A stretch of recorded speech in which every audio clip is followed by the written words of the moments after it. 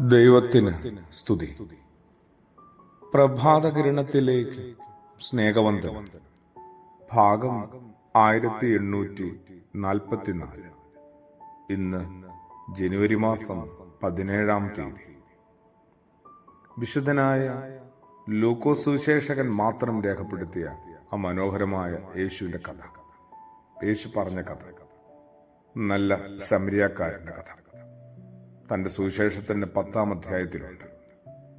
പല ആവർത്തി ബോധപൂർവം അതിലൂടെ നമ്മൾ കടന്നു പോകേണ്ടതാണ്. പരിക്കേറ്റ ഒരുവനെ എന്തുകൊണ്ടാണ് ആദ്യം വന്ന രണ്ടുപേരും അവഗണിച്ചു കളഞ്ഞത്?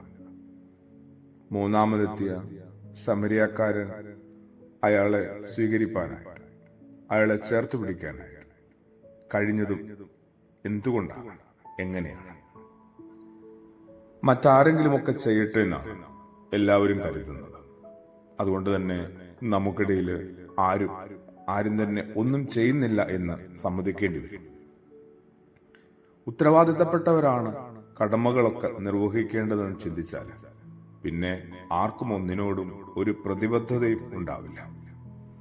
ഗ്രീക്ക് തത്വചിന്തകനായ ഡയോജനീസിനെ കുറിച്ച് ഇങ്ങനെ എഴുതിയിട്ടുണ്ട്. ഡയോജനീസ് വഴിയിലേക്ക് നോക്കി വല്ലാതെ പൊട്ടിച്ചിരിക്കുകയാണ്.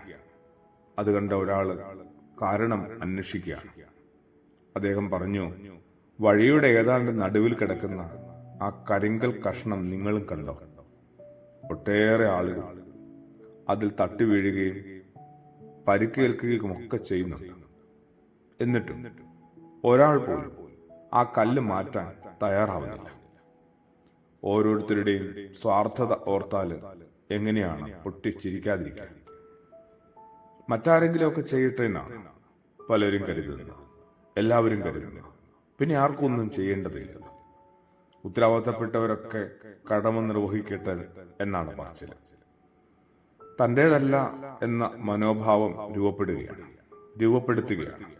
ഒഴിഞ്ഞു മാറാനായിട്ട് എത്ര എളുപ്പമാണ് നമുക്ക് ഓരോരുത്തർക്കും. എനിക്കുണ്ടായ ദുരനുഭവം അത് പിന്നാലെ വരുന്ന മറ്റുള്ളവർക്ക് ഉണ്ടാകട്ടെ എന്ന ഒരു മനോവൈകല്യം കൂടി ഉണ്ട് നമ്മൾ പലർക്കും. അതുകൊണ്ടാണ് നമ്മളിൽ മനുഷ്യത്വപരമായ ഒന്നും സംഭവിക്കാത്തത്.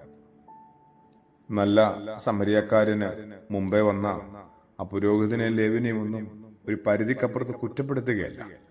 ഏതാണ്ട് നമ്മുടെയൊക്കെ പ്രതിനിധികളാണ്, അല്ലെങ്കിൽ അവരുടെയൊക്കെ പിൻഗാമികളാണല്ലോ നമ്മളൊന്ന് ഓർത്തു പോകുന്നതാണ്. എപ്പോഴാണ് ഈ നല്ല സമരിയാക്കാരനെ പോലെ അവരിനു വേണ്ടി തന്റെ ജീവിതത്തിന്റെ ആ ധൃതിയിലുള്ള യാത്രയെ പോലും ഒന്ന് നിയന്ത്രിക്കുക?